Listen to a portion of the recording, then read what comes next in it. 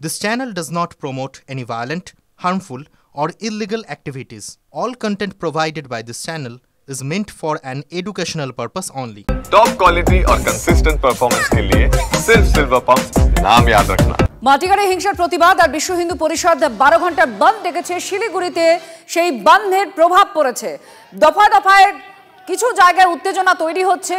জাতীয় পতাকা হাতে মিছিলে এই বন্ধ রক্ষার জন্য বা অপ্রীতিকর পরিস্থিতি রক্ষার জন্য মোতায়েন রয়েছে বিশাল পুলিশ বাহিনী। প্রসেনজিৎ আমাদের প্রতিনিধি আমাদের সঙ্গে রয়েছেন। প্রসেনজিৎ, পুলিশকে ঘিরে স্লোগানিং চলছে, কি হয়েছে এই মুহূর্তে?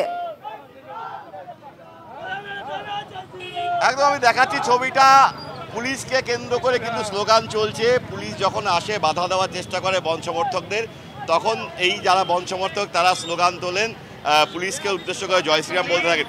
পুলিশকে কেন স্লোগান দিচ্ছেন আপনারা? আপনারা জানেন, যখন মাটিগাড়াতে যে নৃশংসভাবে 200 জন নঙ্গা তলবার নিয়ে বাড়িতে মারধর করে, তখন আমাদের ছেলেমেয়েরা রাস্তায় প্রোটেস্ট করেন। তো ওখানকার যে এসিপি উনি বলেছেন সকালবেলা আপনারা জয় শ্রীরাম বলেন, রাত্রেবেলা আপনাদেরকে উঠায় নিব। তো আজকে আমরা পুলিশকে দেখে জয় শ্রীরাম এনে বলছি কি জয় শ্রীরাম আমরা বলছি, পুলিশের ক্ষমতা থাকে আমাদেরকে উঠায় দেখাক। জয় শ্রীরাম কে কোনো তাগত, সৃষ্টির কোনো তাগত আটকাতে পারে না। আপনারা এরকম দেখছেন আমাদের আজকে বিশ্ব হিন্দু পরিষদ একদম আমি আবার দেখো, আবার ওই এলাকাটাতে আবার সমস্ত গাড়ি ঘোড়া কিন্তু আটকে দেওয়ার চেষ্টা হচ্ছে। আইসির নেতৃত্বে বিশাল বাহিনী এসছে এলাকায়, কিন্তু দফায় দফায় বিভিন্ন রাস্তায় বেলা যত বাড়ছে উত্তেজনা কিন্তু বাড়ছে, এবং বিভিন্ন এলাকায় যে সমস্ত যানবাহন রাস্তায় নামছে অফিসগুলো খোলার চেষ্টা হচ্ছে, সেই সমস্ত এলাকায় কিন্তু এভাবেই রাস্তা আটকে গাড়ি আটকে দেওয়া হয়েছে। স্টেট ব্যাংকের গাড়ি, স্টেট ব্যাংকের কোর্ট ব্রাঞ্চের গাড়ি, সেই গাড়ি আটকে দিয়েছেন পিকেটাররা। গোটা রাস্তা কার্যত অবরুদ্ধ হয়ে গিয়েছে। পুলিশ বাহিনী এই এলাকায় আছে, যানবাহনকে চালানোর চেষ্টা করা হচ্ছে, কিন্তু বিভিন্ন এলাকায় দফায় দফায় পিকেটাররা রাস্তায় নেমে পড়ছেন, এবং বিভিন্ন রাস্তায় জাতীয় পতাকা নিয়ে পিকেটাররা রয়েছেন, যার ফলে এই গোটা পরিস্থিতি পুলিশ সেভাবে সামাল দিতে পারছে না। পরিস্থিতির দিকে নজর রাখো প্রসেনজিৎ, দফায় দফায় উত্তেজনা এবং পুলিশকে ঘিরে স্লোগানিংও চলে, এই ছবির দিকে আমরা নজর রাখবো।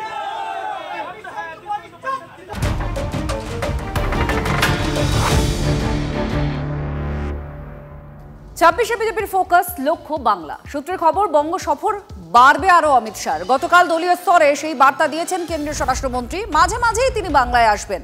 তার ফাঁকে দিল্লি থেকে বাংলা দলীয় সংগঠনে নজরদারি চালিয়ে যাবেন মোদীর সেনাপতি। সে কথাও 19 ঘন্টার বঙ্গ সফরে সুকান্ত শুভেন্দুদের জানিয়ে গিয়েছেন বলেই সূত্রের খবর। অমিত শাহ এবার বারবার বাংলা সফর করবেন, তার কারণ 26-এর নির্বাচনে বাংলায় নতুন সরকার গড়ার তারা ডাক দিয়েছেন। বিজেপির সরকার আসবেই এই বার্তা দিয়েছেন বিজেপির কর্মী সমর্থকদের কাছে, সেই মতোই লড়াই করতে হবে। আর তাই অমিত শাহ বারবার বঙ্গ সফরে আসবেন। সূত্রে যা খবর, তার বঙ্গ সফর বাড়বে, সেই বার্তা তিনি দিয়েছেন কেন্দ্রীয় স্বরাষ্ট্রমন্ত্রী শুভেন্দু সুকান্তদের, এমনই খবর পাওয়া যাচ্ছে। নজরদারি অনেকটা চালাবেন মোদীর সেনাপতি দিল্লি থেকে, অর্থাৎ যখন তিনি সফরে থাকছেন না কিন্তু বাংলায় তিনি থাকবেন। সে কথা 19 ঘন্টার বঙ্গ সফরে সুকান্ত শুভেন্দুদের জানিয়ে গিয়েছেন স্বরাষ্ট্রমন্ত্রী অমিত শাহ, খবর সূত্রের।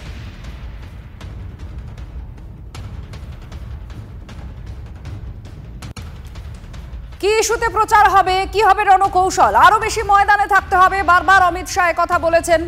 বিভিন্ন ইস্যু যেখানে রয়েছে, মুর্শিদাবাদ মালদার হিংসার কথা তারা বারবার তুলে ধরেছেন। অপারেশন সিঁদুরের কথা যে ডাক দিয়েছেন অমিত শাহ, যে বাংলার মহিলারা, বাংলার নারীরা তারা এই মুখ্যমন্ত্রী অপারেশন সিঁদুরের যে অপমান করেছেন তার যেন জবাব দেন। এই বিষয়গুলোকে সামনে রেখেই বিজেপির কর্মকর্তারা, বিজেপির কর্মীরা আরো পথে নামুন। কিভাবে এগোতে হবে, কিভাবে চলবে দল, কিভাবে আক্রমণ আরো জোরদার হবে, এই সমস্ত কিছুই স্পষ্ট হচ্ছে ক্রমাগত। আর তার মধ্যেই কেন্দ্রীয় স্বরাষ্ট্রমন্ত্রী অমিত শাহ তিনি বারবার বঙ্গ সফর করবেন। তার অন্যতম লক্ষ্য বঙ্গ বিজেপির কর্মীদের সরকার গড়ার জন্য, অর্থাৎ বাংলায় বিজেপি সরকার গড়ার জন্য ময়দানে নামানো, এবং কিভাবে এগোচ্ছে দল এই পুরো বিষয়ে তিনি নজরদারি চালাবেন।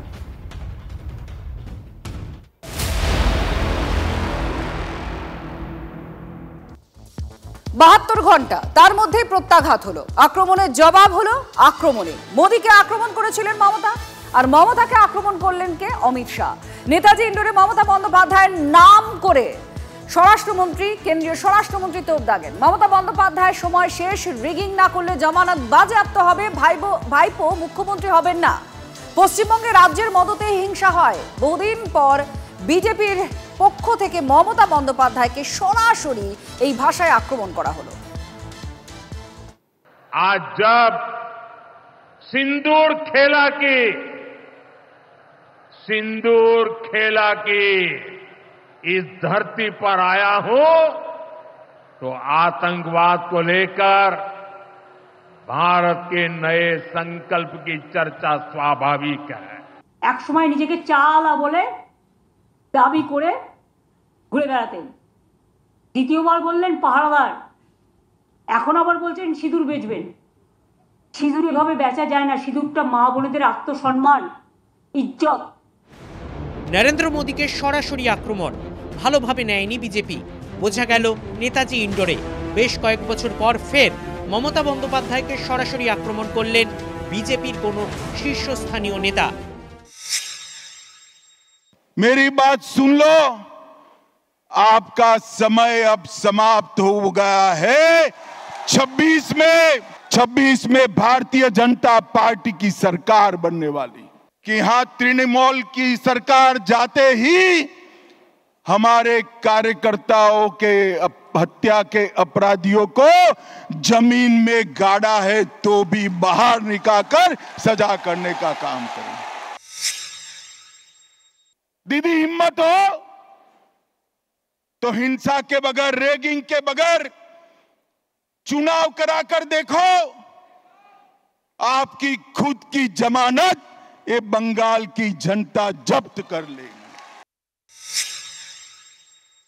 वोट बैंक की तुष्टीकरण ने वोट बैंक के लिए पतन की सीमा ये ममता बनर्जी ने पार कर दी। सैकड़ों आतंकवादी मौत के घाट उतार दिए गए और दीदी के पेट में दर्द होता है।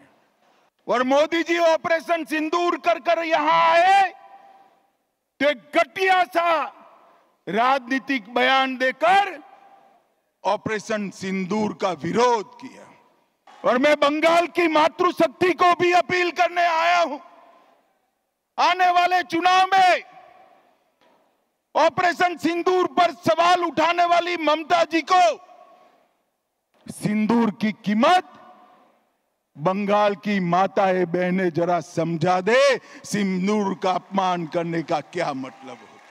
যখন তৃণমূল কংগ্রেসের প্রতিনিধি সারা বিশ্বের কাছে ভারতের হয়ে ব্যাটিং করছেন, তখন অমিত শাহ বিজেপির হয়ে গলা ফাটাচ্ছেন। পার্থক্য ছিল, পার্থক্য আছে, পার্থক্য থাকবে।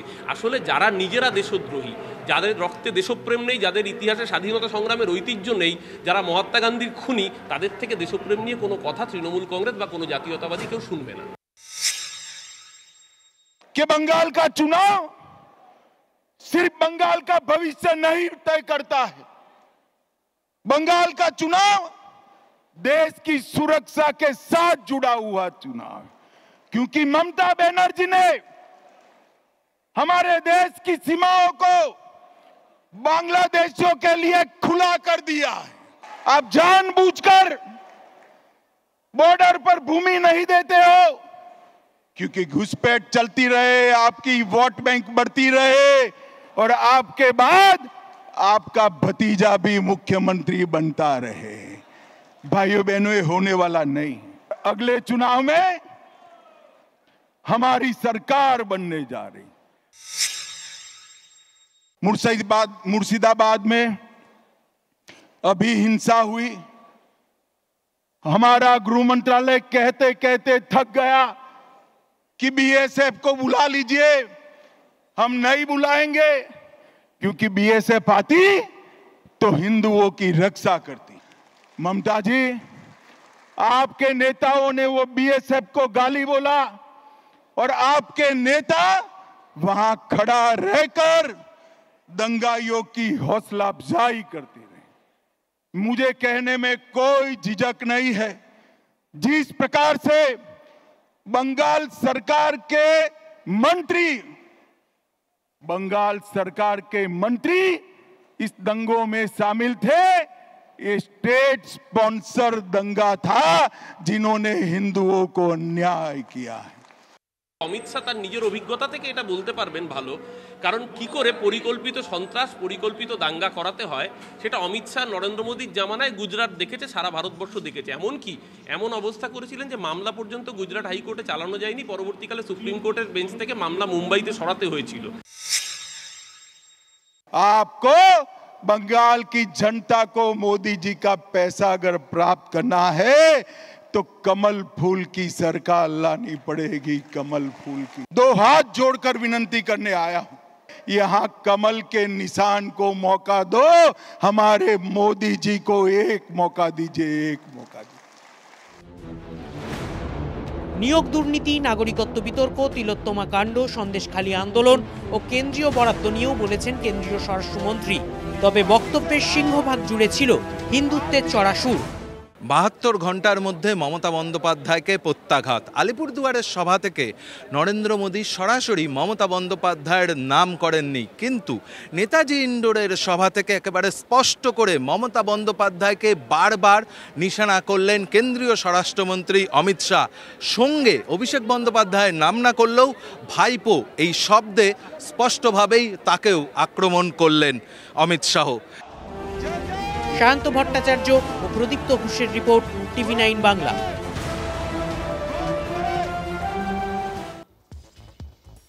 আর অমিত শাহকে জবাব দিতে 3 মহিলা নেত্রীকে এগিয়ে দিল তৃণমূল কংগ্রেস। চন্দ্রিমা ভট্টাচার্য, কাকলি ঘোষ দস্তিদার আর সাগরিকা ঘোষ। পাল্টা বিজেপির হয়ে ব্যাটন ধরলেন অগ্নিমিত্রা পল আর লকেট চট্টোপাধ্যায়। রাজনীতিতেও সেই সোফিয়ার ভূমিকা এফেক্ট নয় তো এটা? অমিত শাহ মহাশয়, আপনি ব্যর্থ, আপনার পদত্যাগ করা উচিত। আপনি নিজেই সেটা বলে ফেলছেন। তার কারণ এই যে দেখা গেল পেহেলগাঁও কি হলো, আপনার কাছে খবর ছিল না, আপনার কাছে কোনো রকমের ইনফরমেশন ছিল না। আর আপনার যারা রয়েছে ওখানে তারা করলোটা কি? জম্মু কাশ্মীরের পুলিশটা কার? কেন্দ্রীয় সরকারের হাতে তো। রাজ্যের সভাপতি তিনি যেভাবে মেয়েদের অপমান করেছেন, মুখ্যমন্ত্রীকে অপমান করেছেন, তার জন্য তার পদত্যাগ দাবি করছি, পদত্যাগ দাবি করছি। সিঁদুর বেচতে এসেছেন, মহিলাদের মাথার সিঁদুর, সধবার মাথার সিঁদুর বেচতে এসেছেন। আজকে মমতা বন্দ্যোপাধ্যায় ভয় পেয়ে গেছে, কারণ তিনি বুঝতে পারছেন এই অপারেশন সিঁদুরে শুধুমাত্র ভারতবর্ষের মানে বাংলার বাইরে নয়, বাংলার মধ্যেও মহিলারা আজকে একটা নিজেদেরকে সুরক্ষিত বোধ করছে ভারতীয় জনতা পার্টির কাছে এবং এই সরকারের কাছে। আপনারা বলছেন 2026-এ আপনারা ক্ষমতায় আসবেন, আপনারা কি অলিক স্বপ্ন দেখছেন? আগামী দিনে 2026-এ 250-র উপরে সিট নিয়ে সর্বভারতীয় তৃণমূল কংগ্রেস আবার ক্ষমতায় আসবে, আবার মাননীয় মুখ্যমন্ত্রী আমাদের মমতা বন্দ্যোপাধ্যায় হবেন। এবারে যদি মানে তাদের ক্ষমতা পিছলে যায়, তাই জন্য তারা সিঁদুরকে মোটামুটি যাত্রার জায়গায় নিয়ে চলে এসেছে। और मोदी जी ने 10 साल में 2,09,000 की जगह 8,27,000 करोड़ रुपया दिया। और ममता दीदी, छोटे से छोटे काम का मेरे पास सूची है। যে টাকাটা বলছেন সেটা কিন্তু কারুর বাবার টাকা দিচ্ছেন না।